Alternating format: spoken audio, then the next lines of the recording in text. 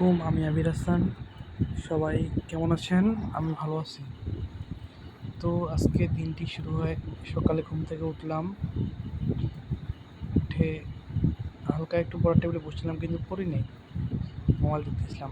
নাস্তা টাস্তা করলাম, আজকে সকালে পান্তা ভাত খেয়েছি। তারপরে দুপুরে কবুতরের মাংস দিয়ে ভাত খেলাম। গরুগুলার একটু পরিচর্যা করলাম হালকা পাতলা। তারপর বিকালে কারেন্ট চলে গেল, বন্ধুর সাথে বাইরে গেলাম। তারপর বাইরে থেকে আসে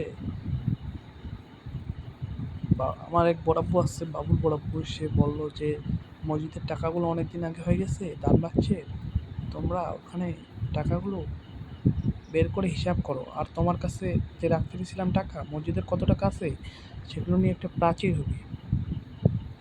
তো আমি বললাম যে আচ্ছা বড়াব্বু, ঠিক আছে, আমি হিসাব করি কত টাকা আমার কাছে আছে। পরে তখন হিসাব করলাম, ওখানে হিসাব করতে করতে আসর থেকে একদম এশা নামাজ পর্যন্ত সময় হয়ে গেল।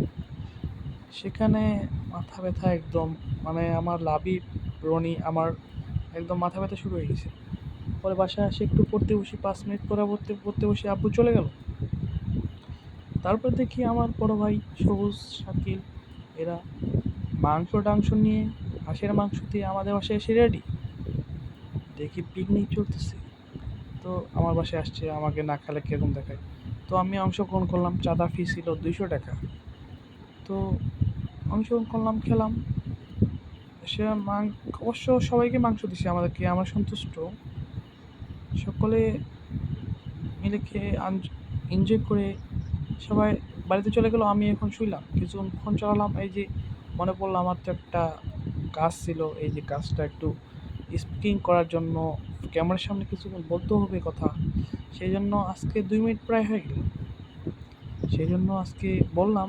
তো তখন বললাম, এখন আমি শুইছি, আর কিছুক্ষণ পর, এখন বাজে, দেখি কটা বাজে, এখন 1:20 বাজে, রাত 1:20।